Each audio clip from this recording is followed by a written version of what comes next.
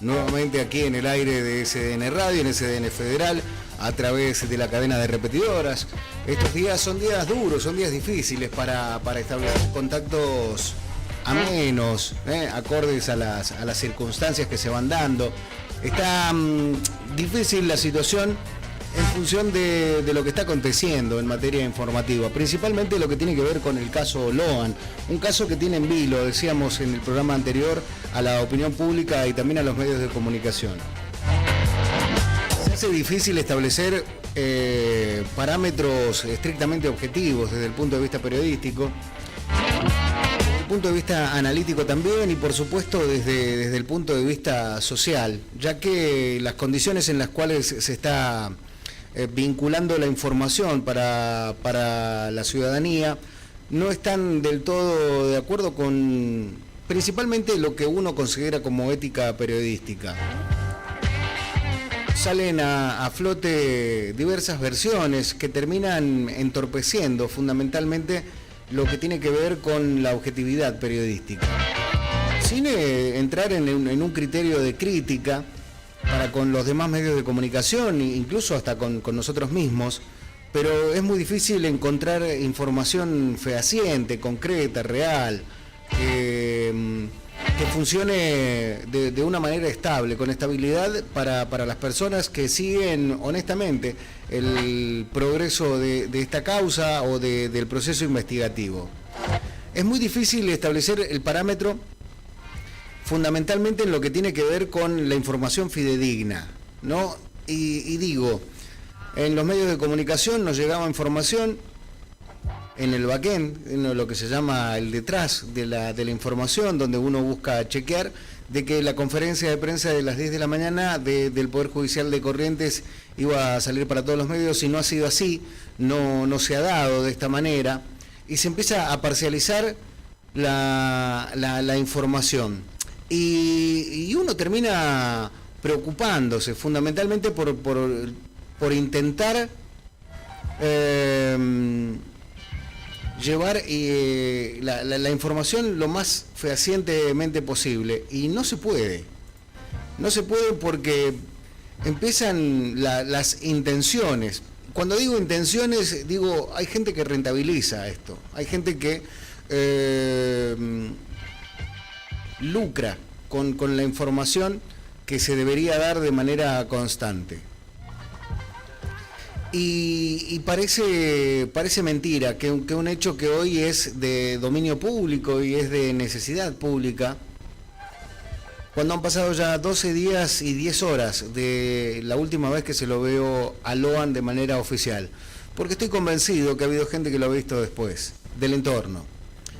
Y cuando digo desde el entorno, me refiero fundamentalmente al entorno familiar y a las personas que estuvieron en ese almuerzo, cuando las versiones empiezan a cruzarse de todas maneras. Y nosotros no nos vamos a hacer eco de estas versiones. Claramente no nos vamos a hacer eco de estas versiones, porque buscamos la información más formal, más oficial, y cuesta muchísimo, cuesta muchísimo. Porque no es tan fácil. Y cuesta mucho más aún darse cuenta que hay canales que han comprado la transmisión oficial de lo que debía dar el Poder Judicial de Corrientes a Vox Populi, a todo el mundo. Y esto es lo que más molesta.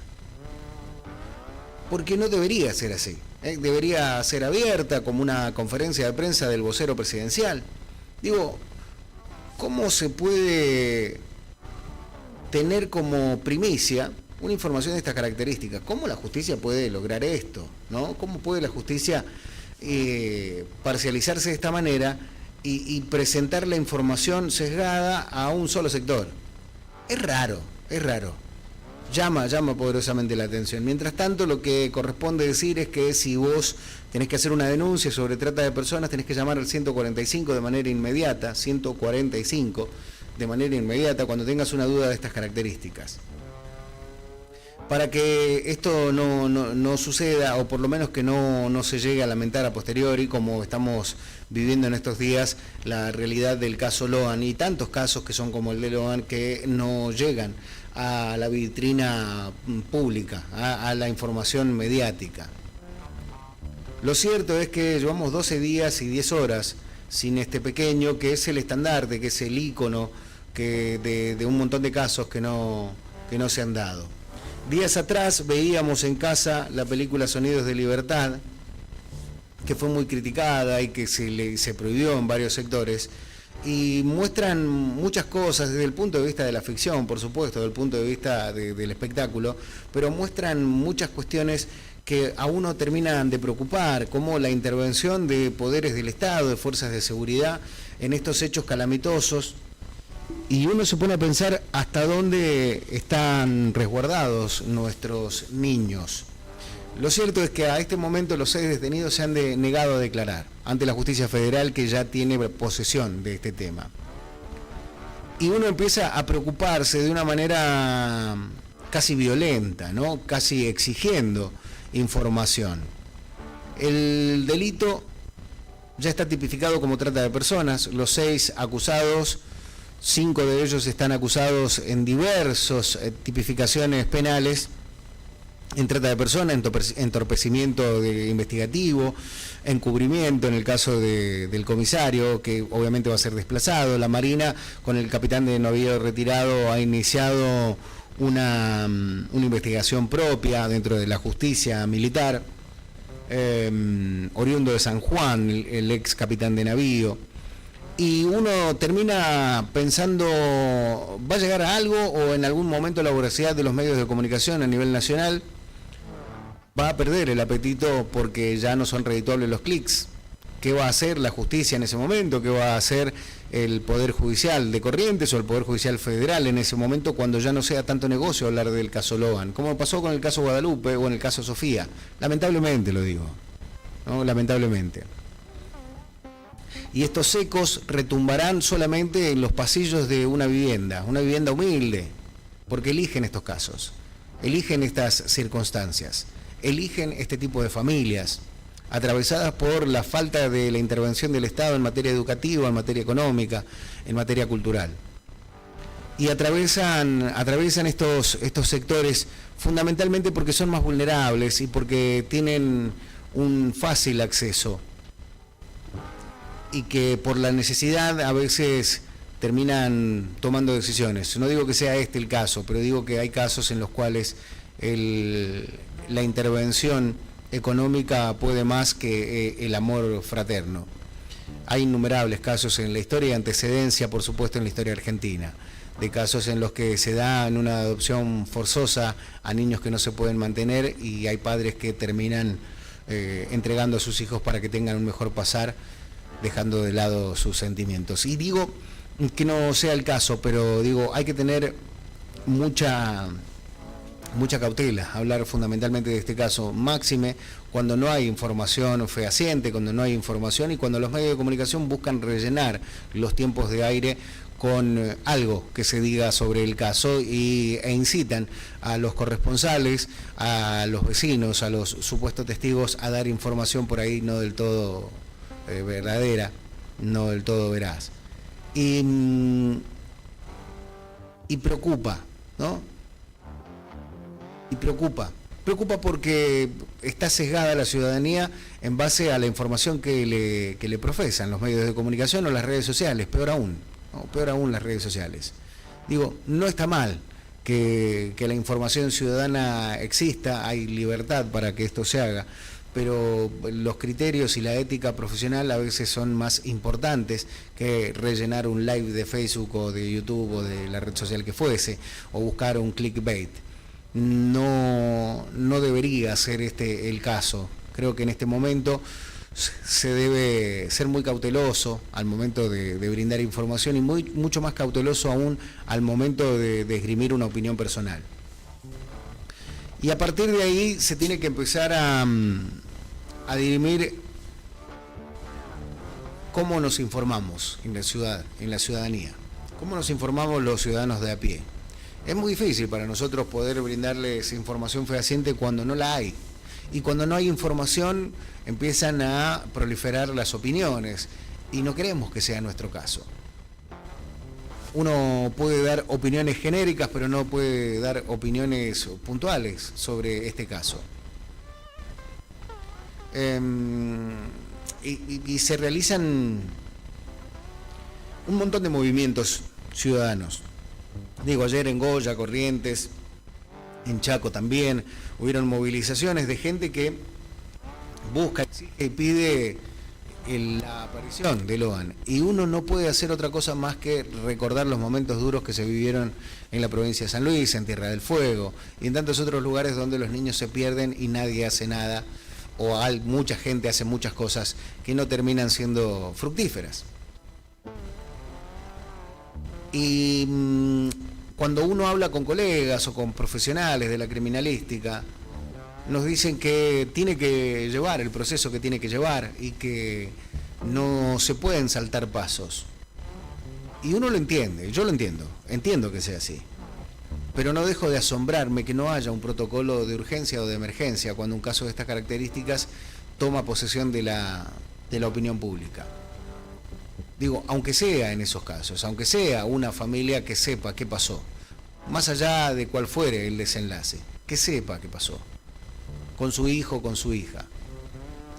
No hay nada peor que la incertidumbre, la duda o no saber absolutamente nada de lo que pasó.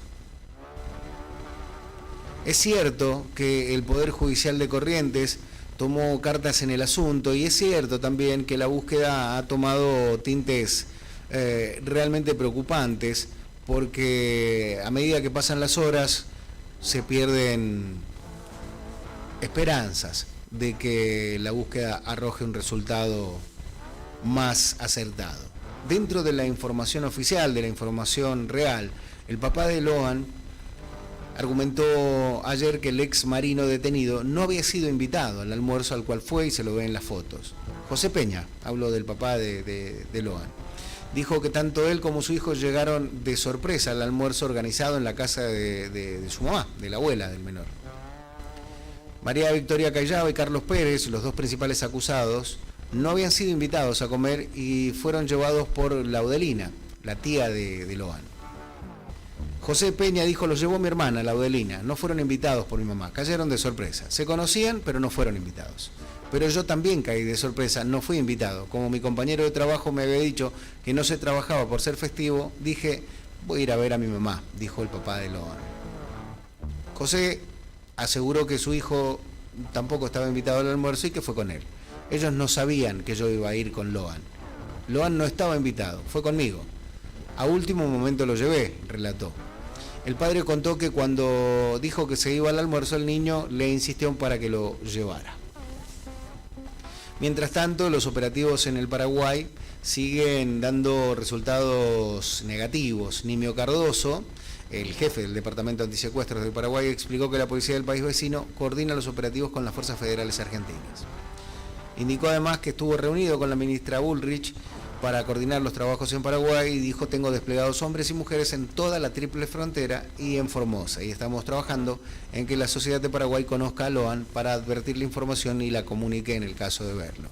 Y también ratificó lamentablemente que los operativos que se realizaron tras varias denuncias dieron resultados negativos. Y dio argumentos de su currículum, dijo, tengo 27 años de servicio y nunca hubo un caso como el de Lohan, siempre fue a la inversa, nunca niños que van de Argentina a Paraguay, sino de Paraguay hacia Argentina.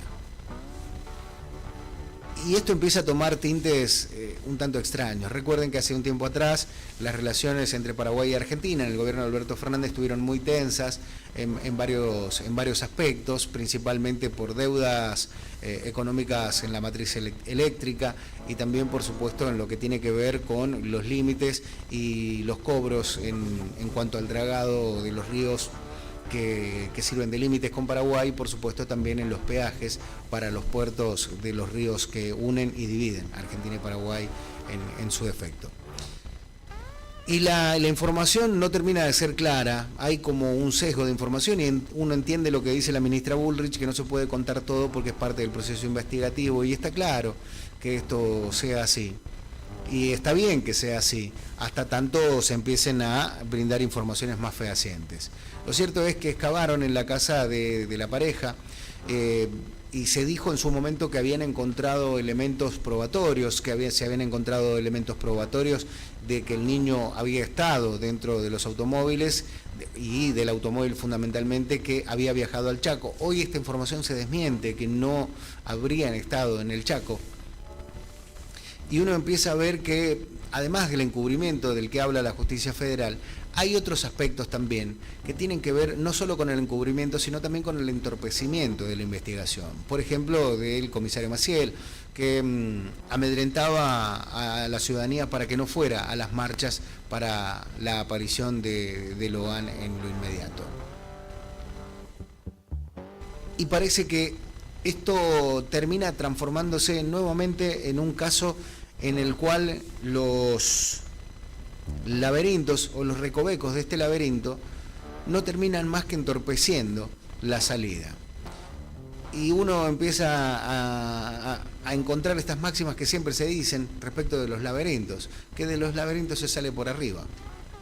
Creo que tiene que haber una mirada más aérea, una mirada bastante más extensa y con más altitud para llegar a un punto de esta travesía investigativa y que llegue a un punto esclarecedor. El punto esclarecedor hasta el momento no ha llegado y no sabemos si va a llegar. Ojalá que sí, es el deseo, es una expresión de deseo, realmente una expresión de deseo. Pero todo pareciese ir por el camino de no saber hasta dónde llegan las garras de esta organización criminal, si es que existe.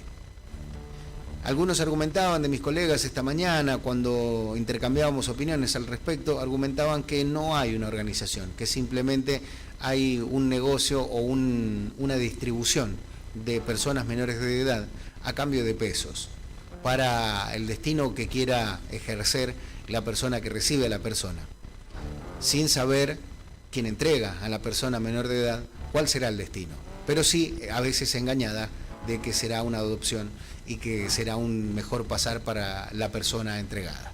Porque no olvidemos que los niños son seres humanos, son personas menores de edad, en estado de vulnerabilidad. Y en algunos casos es simplemente un intercambio oneroso, casi como lo que reza Rothbard en su libro del negocio o el mercado de niños. Rothbard es, sin intenciones de ponerse uno meticulosamente en contra del gobierno nacional, Rothbard es el autor de cabecera del presidente de la Nación.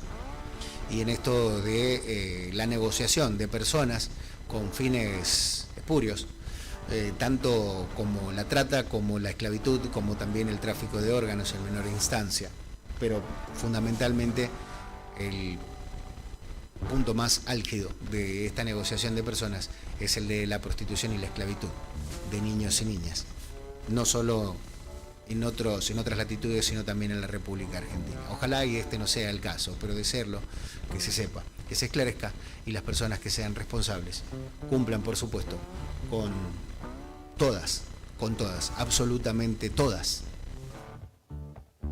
las fuerzas que tiene la justicia para que este caso se esclarezca y quienes sean responsables y culpables de estos hechos